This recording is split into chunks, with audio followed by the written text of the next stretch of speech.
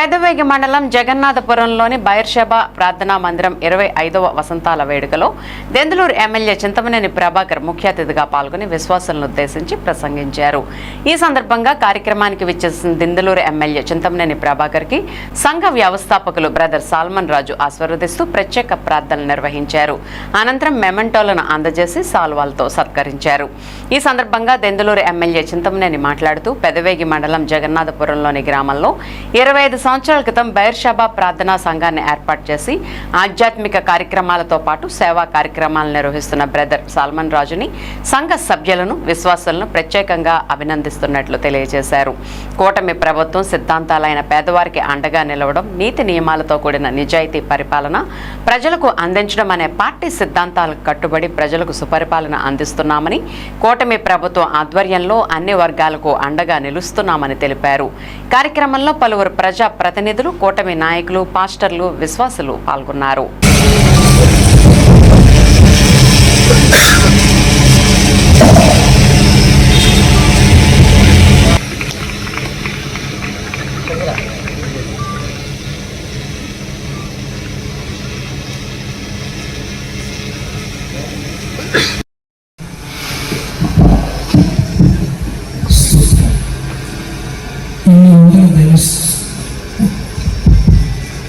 ఇంతమంది క్రైస్తవ నాయకుల సమక్షంలో ప్రభుత్వ నాయకులకు దేవాశ్రమం కలగాలని ఎందుకు ప్రార్థించాలన్న మనసులో కలుగుతుంది.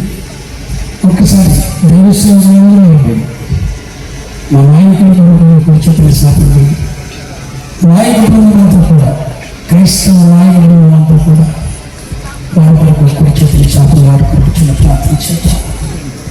చెప్తుంది ఒక మంచి నాయకులను, ప్రజల రక్షణార్థాన్ని, ప్రజలకు సేవ చేయడానికి, సామాన్య పేద మధ్యతరగతి ప్రజలకు నియమించడానికి ఈ కాలంలో ప్రజల కొరకు మీరు ఎన్నిక చేసుకున్న మా ప్రీతుల నాయకులు ప్రభాకర్ గారి విషయంలో దేవ సేవలు చూపెడుతున్నారు.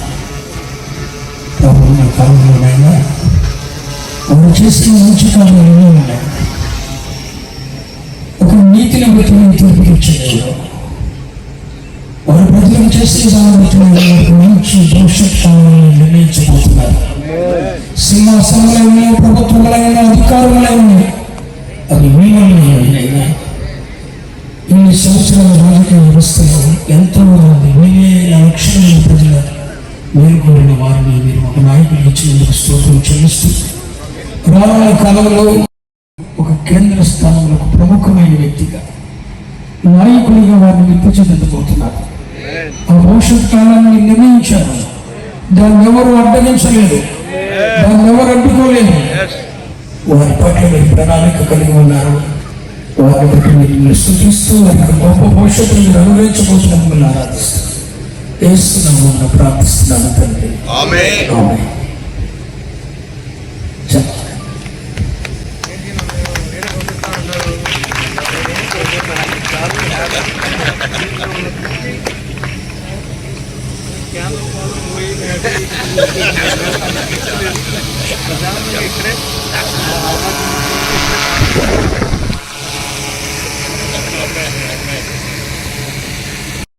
యేసుకి స్తోత్రం చెల్లిద్దామా?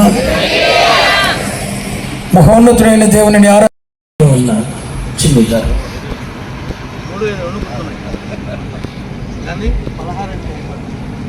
నిలబెట్టి